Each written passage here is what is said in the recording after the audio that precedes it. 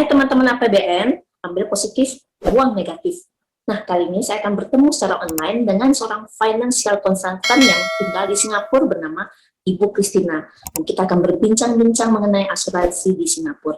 Mari kita simak. Oke, mungkin pertama kali kita perkenalan dulu kali ya Bu Dahlia. Nah, jadi saya Christina, saya sendiri orang Indonesia, saya tinggal di Singapura, dan saya sendiri practitioner ya, jadi saya praktisi di bidang keuangan, di bidang asuransi, dan juga di investasi, ya saya udah berkecimpung di industri ini sekitar 20 tahun. Nah, jadi memang banyak perubahan ya selama 20 tahun dari sisi industrinya, dari customer-nya, dari regulation-nya juga, dari pengawasnya juga ya.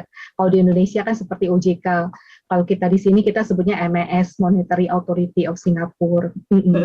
Nah, jadi saya sendiri ngomong di sini sebagai kapasitas ya, saya personal sendiri ya, jadi saya nggak represent dari company mana, karena pada dasarnya di sini kita cukup open, karena kan kita sistemnya nggak terikat dengan satu perusahaan, jadi kita seperti platformnya open, jadi kita bukan rekomendasi ya, atau ngomong spesifik, oh ini plan atau program dari perusahaan mana, asuransi mana, enggak, jadi ini lebih untuk pengetahuan umum sih, untuk sharing ya.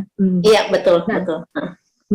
Oke, thanks banget loh. Saya juga belajar banyak nih dari Bu Dahlia dan terinspirasi. Dan kita share juga nih di grup kita meeting yang minggu lalu itu kita ngomongin business plan untuk tahun 2022.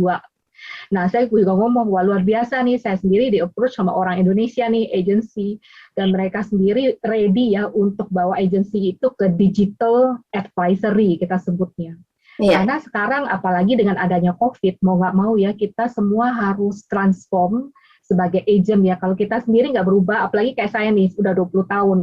Tahun lalu waktu kita lockdown, dan nggak bisa keluar, nggak bisa ketemu klien, waktu itu kita masih berharap sih suatu saat, oh nanti balik normal lagi, dan kita bisa ketemu klien nih face to face. Tapi ternyata ya kita di kondisi seperti ini tuh udah hampir 2 tahun, bayangin. Jadi di sini aja kan kita udah buka, terus tutup lagi. Kita buka, entar tutup lagi. Seperti itu terus. Jadi mau nggak mau, saya bilang kita harus adaptasi. Dan kita terima ya bahwa kondisi ini adalah new normal yang seperti ini, dan memang bakal mengganggu sih memang ya dengan aktivitas kita yang biasanya kita ketemu klien face to face. Nah, tapi akhirnya kita juga memutuskan sih kalau kita nggak mau berubah ya kita kelindes juga. Nah, tadinya saya juga masih benar-benar kekeh nih, gimana mungkin ya, maksudnya ketemu klien pakai Zoom kayak begini gitu loh, apalagi bicara closing lagi gimana gitu loh. Makanya akhirnya itu berasa balik lagi ke mindsetnya kita. Kalau kita sebagai agentnya tuh ya pertama kita harus edukasi sendiri juga, belajar pakai Zoom, gimana kita bisa presentasi, tetap ada koneksi dengan klien dan bisa closing kan akhirnya.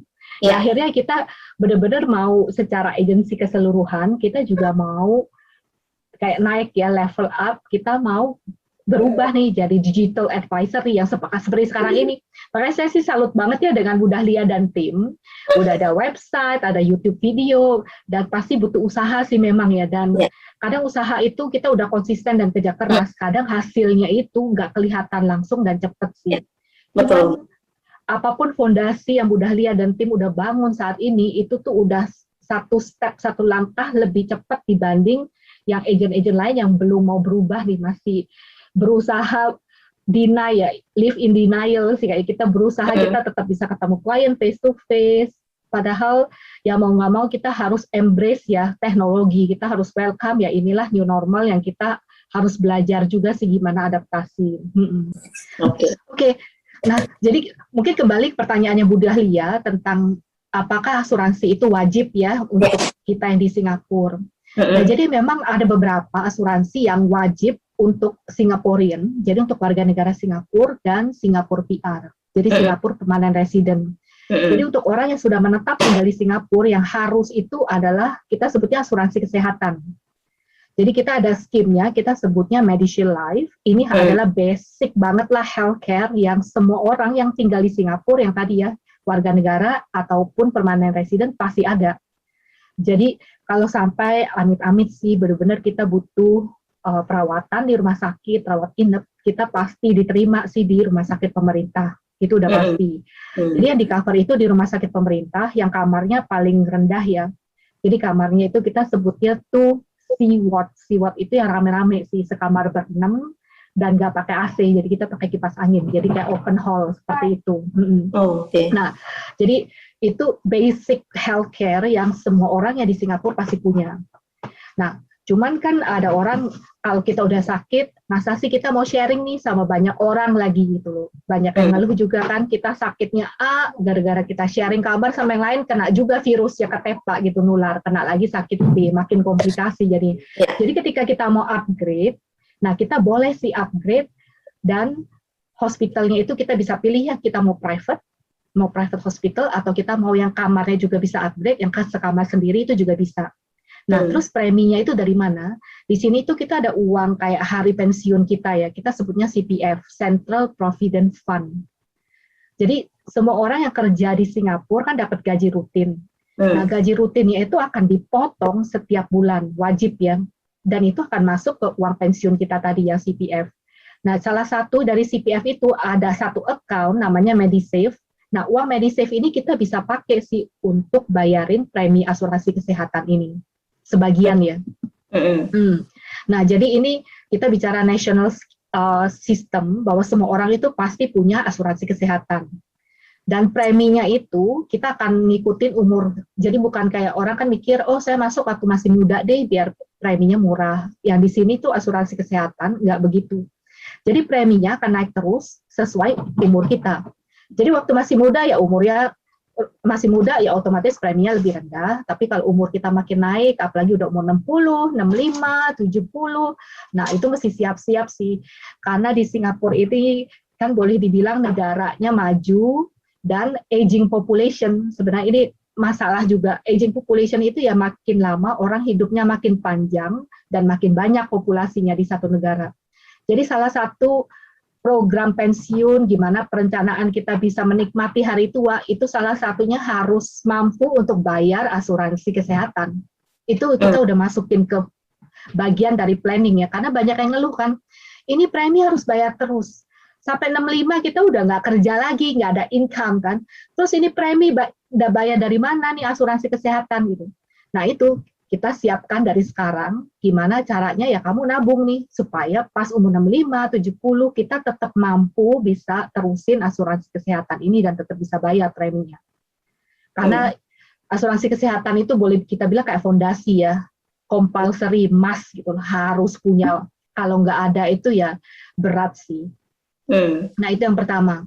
Nah yang kedua ada lagi sih, untuk orang yang ulang tahun udah umur 30 nih sekarang. Kalau yang tadi kan kesehatan untuk semua umur ya. Iya. Jadi siapapun ya, Bu. Ya. Oh, banyak nih infonya. Jadi sambil info. Ini baru sih, kita baru implementasi sebenarnya tahun lalu. Karena kan yang tadi saya bilang aging population kan, makin banyak orang itu umurnya makin panjang, dan kalau bicara umur rata-rata ya di Singapura itu 85. Jadi 50% orang itu bisa hidup di atas umur 85 gitu. Nah, jadi kita ada asuransi lagi, dulu namanya Elder Shield. Elder Shield itu kayak orang tua punya insurance deh. Jadi orang tua punya insurance itu contohnya ya, kita di Singapura, itu ada kita sebut namanya long term care. Long term care itu dibilang sakit serius juga enggak. Dibilang dia penyakit kritis kayak kanker, jantung juga enggak. Tapi dia butuh maintenance orangnya. Jadi kita sebutnya activity daily living. Sebentar. Oh, saya bisa share screen ya di sini ya. Bisa. Saya bisa pakai gambar ya. Wah, biar kelihatan. Iya. Biar kebayang gitu loh sebentar ya. Karena visual sih untuk ngeliatin. Masih lagi loading ya. Bentar ya. Nah ini. Ya. Nah ini activity daily living tadi yang Christina sebut. Jadi ada 6 basic ya, untuk kita melakukan hidup kita sehari-hari, itu ada 6 activity daily living kita. Contohnya misalnya kayak eating, makan sendiri, kita bisa gitu loh. Nah, tapi ada orang itu untuk melakukan activity daily living ini aja nggak bisa gitu. Iya, betul. Nah, jadi eating, bathing, mandi ya, nggak bisa mandi sendiri, dressing, pakai baju nggak bisa. Ini biasanya orang yang sakitnya, contohnya nih kayak Parkinson disease kan goyang terus tangannya kan. Untuk makan sendiri itu udah nggak bisa. Pakai baju, ngancingin baju karena goyang ya tangannya juga nggak bisa. atau karena cacat transfer misalnya atau lumpuh ya dari tempat tidur ke kursi rodanya pun nggak bisa, ke toilet sendiri nggak bisa, ya walking moving around jalan pindah-pindah nggak bisa. Jadi ada asuransi itu khusus ya, ini kita sebutnya Care Shield sekarang. Iya. Khusus untuk orang yang udah umur 30 ke atas nih. Ini program baru sih, ini wajib juga, kita nggak bisa milih. Semua orang yang udah umur 30 ke atas, wajib sih, preminya juga dipotong otomatis dari uang Medisave kita, yang tadi ya, uang pensiun. Ketika kita tidak bisa melakukan 3 activity ini, dari total 6 ini ya tadi ya.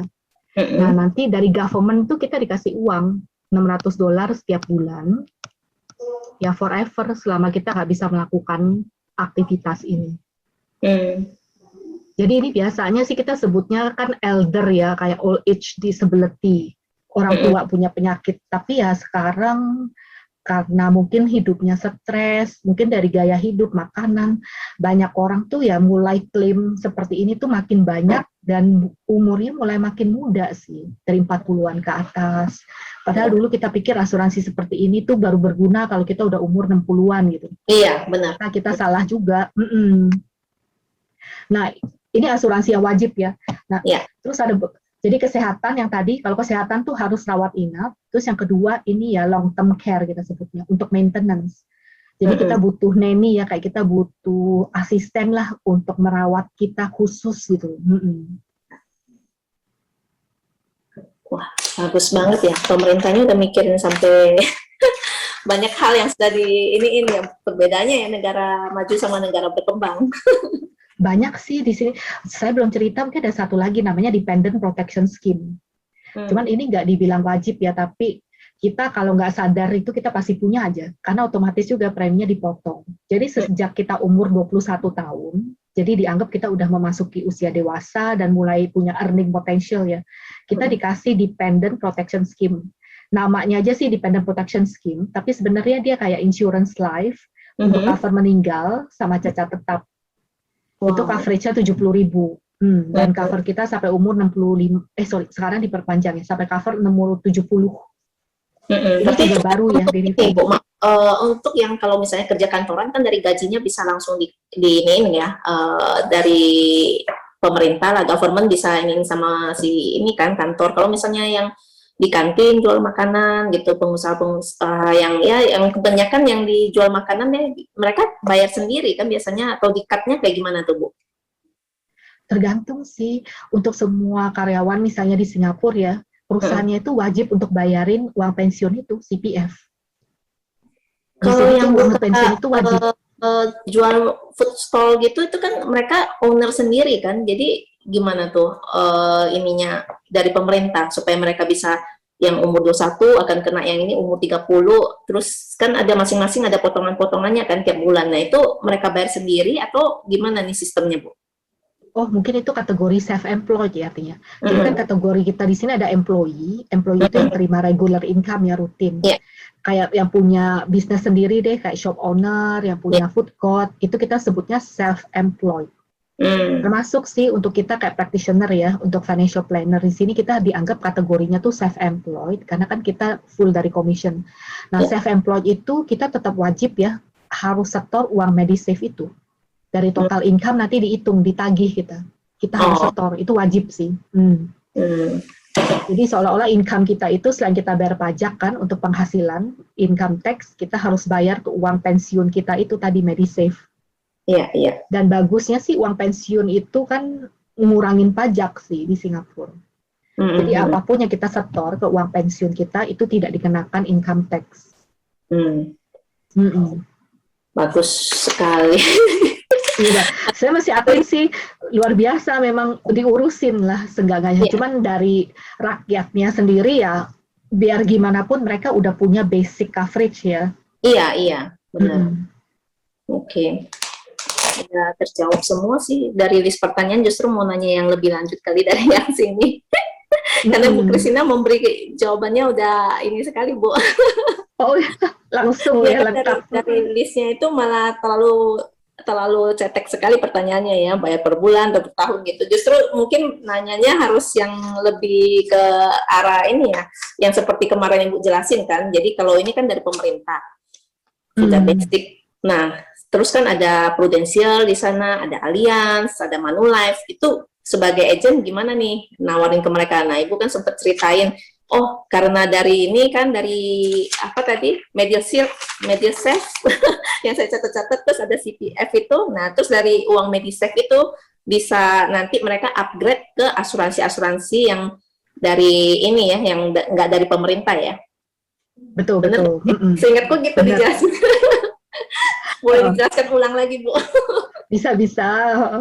Nah, jadi yang tadi wajib itu kan benar-benar covernya basic untuk asuransi kesehatan. Jadi covernya itu yang di public hospital, jadi di rumah sakit pemerintah. Terus kamarnya itu wardnya kan yang kita kelas C itu yang benar-benar rame-rame, open hall dan nggak pakai AC lagi. Nah, jadi kalau kita mau upgrade itu bisa sih. Jadi tetap yang asuransi basicnya itu nggak bisa hilang. Jadi kita bisa milih nih, kita mau upgrade yang sekamar sendiri. Terus rumah sakitnya juga kita bisa upgrade lagi sih, pilih misalnya kita mau ke rumah sakit swasta gitu, private, boleh juga. Nah, jadi preminya itu sebagian kita tetap boleh potong dari uang yang tadi pensiun kita ya, uang Medisave itu. Nah, cuman kan uang Medisave itu juga kita kasih limit ya, berapa premi tiap tahun yang kita bisa pakai nih dari Medisave. Sesuai dengan umur kita yang tadi saya bilang kan, umur itu akan naik terus, asuransi kesehatan preminya juga akan naik. Nah, kalau suatu saat udah umur biasanya 40 ke atas, nah uang Medisave itu udah nggak boleh nih semua kita pakai untuk setor premi yang upgrade asuransi kesehatan. Jadi kita harus top up sih pakai uang sendiri sih, top up cash. Nah, tapi kalau udah umur 40 ke atas, memang preminya udah tambah ya. Dan saat itu sih kita makin butuh sih asuransi kesehatan. Jadi memang mau nggak mau, kita harus keluarin sih dari kantong sendiri untuk upgrade asuransi kesehatan. Nah, asuransi yang kedua itu yang tadi saya cerita yang untuk long term care, yang untuk maintenance. Kalau kita tidak bisa melakukan activity daily living, yang tadi ada 6, kita nggak bisa melakukan 3 kan. Basicnya government kasih kita $600 tiap bulan tuh. Jadi kayak kita hire asisten nih, kita butuh asisten untuk merawat kita, swapping kita makan, pakai baju, nah itu. Nah, sama 600 sebenarnya sih nggak cukup juga, karena sesuai dengan survei kita, kalau beneran nih saat ini nih kita beneran harus hire kayak ada helpernya untuk merawat kita, untuk obat-obatan juga, untuk kita sehari-hari ya, at least itu kita butuh 2.200 per bulan loh, untuk merawat satu orang ini aja di rumah loh. Kita belum bilang, iya, kita belum bilang pakai nursing home ya, nursing home di sini juga mahal banget gitu. Nah, jadi kalau ngerawat di rumah ya kita butuh 2.200. Yang dari government kan benefitnya cuma 600. Jadi kalau kita mau upgrade itu juga bisa sih. Cuma dikasih limit juga ya, maksimum $600 setahun yang kita bisa keluarin dari uang Medisave. Jadi kalau misalnya benefit kita mau lebih tinggi, jadi preminya juga lebih besar, kita harus top up sendiri dari kantong. Nah, cuman memang yang long term care ini, yang kita sebut Care Shield ini, itu ngikutin umur masuk sih. Jadi sekali kita ngikutin umur masuk, ya preminya tuh flat ya, forever ya sama terus. Jadi agak beda sama tadi ya asuransi kesehatan, preminya akan naik terus tuh ngikutin umur. Dan tabel preminya itu sendiri kita udah bilang nih, kita berhak untuk ganti tabel premi sesuai dengan klaim historinya kita. Berarti lebih ke konvensional kalau di sini. Kalau unit link itu kan flat. Kalau konvensional itu tiap tahun nih, pakai nggak pakai hangus, terus nanti ya begitu mau perpanjang lagi tahun depannya akan dilihat klaim historinya. Kalau udah ada klaim nanti ada kenaikan, nggak ada klaim pun juga akan kenaikan, kan umur bertambah kan gitu. Berarti yang Ibu bahas ini lebih ke yang konvensional ya, yang nggak ada unit link ya. Betul. Di sini asuransi kesehatan semuanya berdiri sendiri ya Bu Dahlia. Dan sistemnya tuh memang renewal. Jadi tiap tahun kita akan renew. Cuma bukan berarti karena orang ini klaim atau dia nggak klaim, kita penalize orang ini sih, enggak sih. Yang kita ganti preminya tuh tabelnya sih. Age group misalnya dari umur 0 sampai 17, terus dari 18 sampai 30. Jadi semua orang yang berada di grup itu ya semuanya akan naik ngikutin tabel itu. Nggak ada yang produknya ada unit link, Bu. Kalau di sini bisa pilih mau yang konvensional yang nggak ada investasinya sama sekali. Sebenarnya investasinya di asuransi itu kan hanya untuk fasilitas cuti premi. Ketika finansialnya bermasalah, dia tetap mau di cover oleh asuransi. Ya udah, nanti seperti subsidi silang dari nilai investasi. Kalau mereka mengharapkan investasi banyak di asuransi, kita sih saranin jangan di asuransi. Lebih baik pilih instrumen lain di saham, di emas atau di properti gitu kan. Tapi banyak kan ada yang ya mungkin mereka bisa ke unit link nggak masalah. Ada juga yang sekarang ini gara-gara pandemi kan anjlok semua investasi ya. Jadi kita lebih memilih sayanya mau yang konvensional aja deh gitu. Kalau di Singapura nggak ada pilihan nih Bu. Misalnya yang kesehatannya boleh pilih yang unit link atau pilih yang konvensional gitu. Nggak ada loh. Nggak ada. Thank you, Bu. Asuransi kesehatan itu berdiri sendiri sih pasti. Nggak ada yang namanya investment ditempelin gitu ya, digabung, terus ada uang balik, itu nggak ada. Iya. Jadi, sama sekali untuk yang critical illness atau nggak ada sama sekali ya Bu ya, karena dengar-dengar ada yang coba jelasin juga, ada kok di luar negeri unit link kan biasanya lebih banyak yang bilang unit link tuh hanya di Indonesia gitu, di luar negeri tuh nggak ada, orang bayar insurance itu tuh udah emas gitu loh, jadi mereka nggak ada merasa rugi. Di Indonesia aja orang banyak hitung untung rugi masuk asuransi, jadinya dibuat seperti itu supaya mereka kayak tertarik, oh ini bisa kembali dalam 10 tahun 20 tahun segini angka yang di sana, padahal kan itu nggak bisa dijanjikan karena investasi kan bisa turun naik kan. Karena kalau di sini critical illness mungkin bisa ya, tapi tetap aja sih kalau kita lihat packagingnya ya, kalau untuk asuransi kesehatan itu pasti berdiri sendiri dan preminya pun akan naik terus ngikutin umur kita, bukan karena klaim orang ini, bukan, tapi memang karena tabelnya sendiri aja kita bisa berubah. Nah ada yang lain, ini agak berbeda sih, ini lebih kita bicaranya kayak life insurance, cover yang cocok tetap juga, disability, kita bisa tempelin benefit kayak critical illness, penyakitnya kayak yang kanker ya, yang lebih serius, kanker, jantung, stroke, atau kita bisa tempelin juga namanya early critical illness, jadi dari kanker belum stage 1, tapi baru stage 0 nih, baru pre-cancer, nah itu udah keluar uangnya. Nah itu kita bisa bundle bareng sih, cuman kan ada breakdown preminya tuh, tiap benefit. Nah jadi sebenarnya di bagian critical illness dan early critical illness itu tuh sebenarnya juga biaya doang. Uang itu tuh breakdownnya nggak akan ada nilai tunai gitu loh, jadi nggak ada tabungannya sama sekali. Jadi yang bisa ada tabungan itu ya memang hanya yang cover life, disability yang cacat, atau terminal illness sih, itu yang bagian breakdown preminya ya. Nah, jadi kalau di Singapura sendiri, kalau bicara life insurance, itu kan kategorinya banyak nih. Ada khusus yang kita sebutnya term insurance, itu sistem uang angus biasanya. Jadi covernya sama, mau meninggal, cacat, critical illness itu bisa. Terus karena ada termnya, kita mau termnya berapa lama periodenya. Mau cover sampai umur 60 atau 65 atau umur 99, ada periodenya. Setelah selesai sampai umur 65 misalnya, anak-anak saya udah besar, udah mandiri, ya udah saya nggak perlu insurance. Jadi saya cuma cover sampai umur 65 nih kitanya. Ya udah setelah umur 65, asuransinya itu selesai nih, udah expired dan nggak bisa diperpanjang juga. 65 itu selesai dan nggak ada nilai tunai ya. Sampai umur 65 kitanya masih hidup, masih sehat, aman, ya udah semuanya tuh nggak ada nilai balik. Jadi sistemnya itu uang hangus. Ini juga life insurance ya, itu kita kategorinya term. Nah yang kedua, itu kita sebutnya whole life. Jadi whole life itu, karena kata-katanya whole life, artinya covernya tuh seumur hidup. Dan whole life ini lebih sifatnya tradisional. Artinya semua uang yang kita terima, yang bentuknya premi itu ya, itu kan kayak arisan. Jadi masuk ke dana pool kita lah, pool bareng-bareng semua orang, ada si A, si B, si C, semua masukin premi, dan kita kelola nih secara perusahaan. Nah pasti ada yang meninggal kan, dari sebanyak orang yang ikut polis ini ya pasti ada yang meninggal duluan. Nah kita akan pakai pool dananya ini untuk bayarin yang klaim duluan gitu. Nah ini tradisional sih. Tradisional itu ada nilai tunai, tapi karena proyeksi kita, karena kan tradisional, di sini tuh proyeksi kita juga baru turunin, karena kan bunga bank juga turun terus nih. Jadi proyeksi kita tuh ya dibilang bagus-bagus banget juga enggak sih. Cuma pakai 3,75 sama 425. Kita turunin 475. Nah, jadi kita biasanya jarang sih pakai kamu kapan uang balik? Wah, menunggu uang balik ya you wait long. Benar-benar kita mesti kasih tahu, ini insurance ya purpose-nya for protection.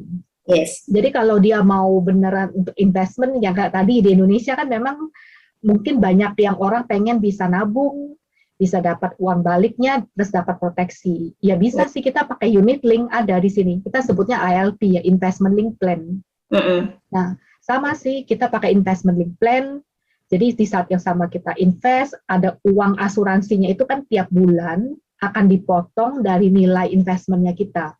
Jadi tiap bulan ya. Cuman tergantung sih, kalau kita di sini untuk proteksi ya, karena kan jenis asuransi kita banyak nih. Jadi belum tentu unit link itu yang cocok buat customer kita.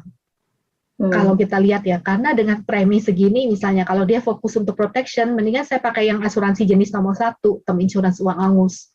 Udah, karena covernya bisa gede banget.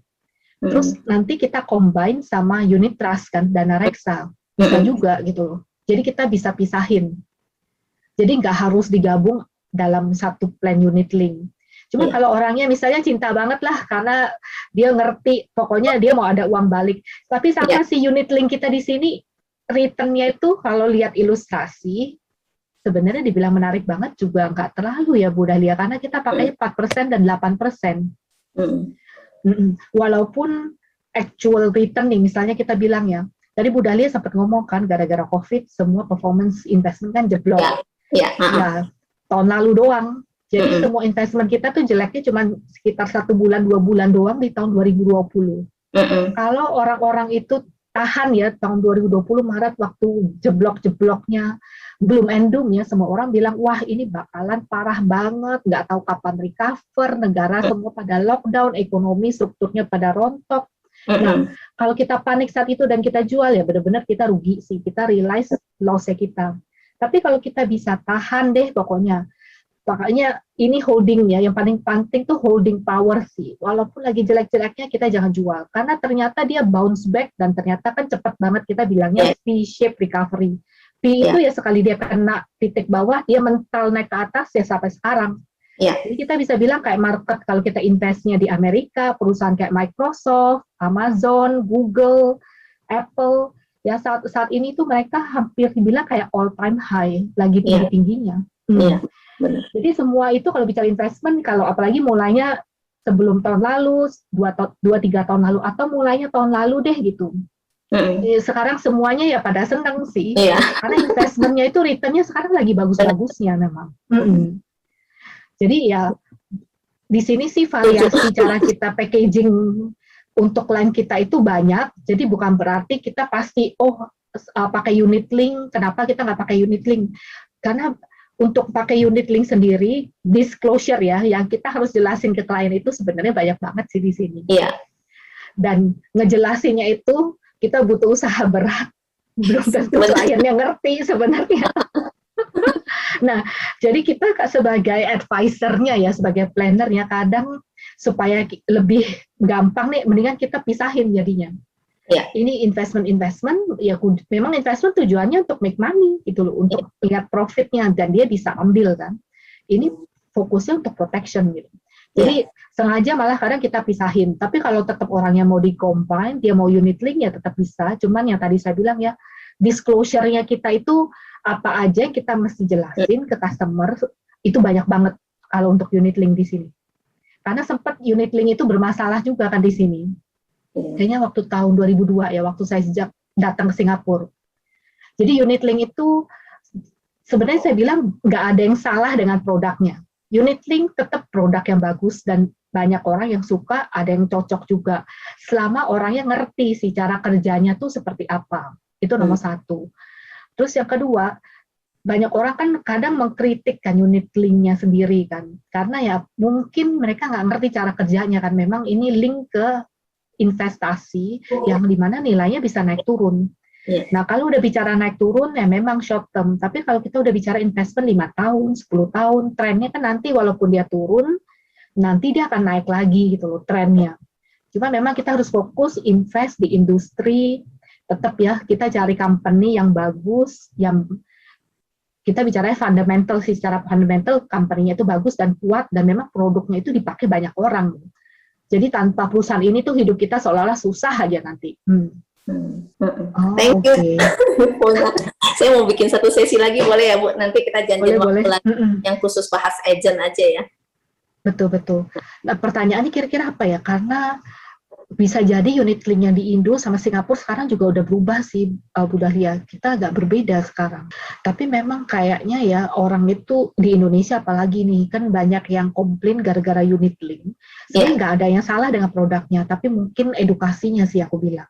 Mereka tuh nggak ngerti kan cara kerjanya, makanya pada marah gitu. Sebenarnya sama sih yang terjadi di Singapura juga begitu.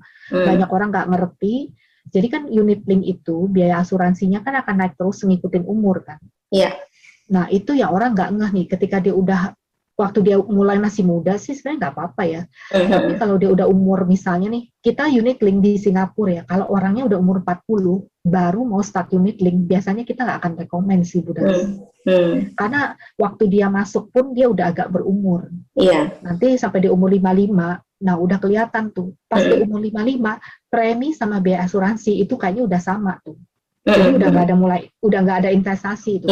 60 ke atas biaya asuransinya bisa lebih gede, udah timpang. Jadi dia mulai makan loh ke investmentnya. Jadi kalau dia lihat ilustrasi kita, apalagi ilustrasi kita cuma pakai 4% dan 8% kan. Mulai umur 60-an gitu ya, uang nilai tunainya tuh bukannya nambah loh. Bintang-bintang. Malah turun-turun. Oh enggak, bintang sih. Bintang kan 0 ya. Ini belum bintang, tapi udah kelihatan turun gitu. Nah, jadi ada orang kan kalau kita nggak jelasin dari ilustrasi dia nggak ngeh kan. Benar. Tapi pas kita liatin kan, karena biaya asuransinya naik terus, investment mood apalagi cuma naiknya 4%, nggak cukup gitu loh. Iya, betul. Nah, akhirnya 0, biasanya umur 80-an lah, 85, 0 beneran. Nah, ketika beneran 0 ya pasti nggak happy kan, artinya insuransinya angus, dia nggak dapat apa-apa, proteksinya pun hilang. Oh, di Indo ditulisnya bintang ya. Kita di bintang. sini tulisnya 0 langsung, nggak ada 0 langsung, jelas jadinya benar-benar kalau 0 ya nggak ada apa-apa, polisnya selesai gitu. Oh iya ya, kayaknya saya pernah lihat sih di Indo bintang-bintang, apa ini bintang asterik kan, asterik gitu lah, ini apa? Mungkin nggak terlalu kelihatan, yang orang pasti langsung kayak deg gitu kan, gitu kan, bintang. Ya, aku juga agak bingung tuh, apa ini bintang nih, asterik, banyak lah ya asterik. Kalau kita di sini langsung 0, kalau 0 ya 0 gitu. Ya, jadi ya itu sih yang banyak orang mungkin keselnya di situ sih, aku akuin ya. Jadi ya aku bilang sih, supaya orang itu bisa menghargai unit link sendiri sebenarnya programnya tuh menarik banget, kayak Bu Dahlia bilang, untuk cuti premi. Jadi ini benar-benar kebantu ya, kayak orang lagi benar-benar susah, dia lagi cuti premi, oke, tapi covernya kan jalan terus. Kalau ada klaim pun tetap kita bayar loh, full gitu kan. Itu tuh penting banget cuti premi.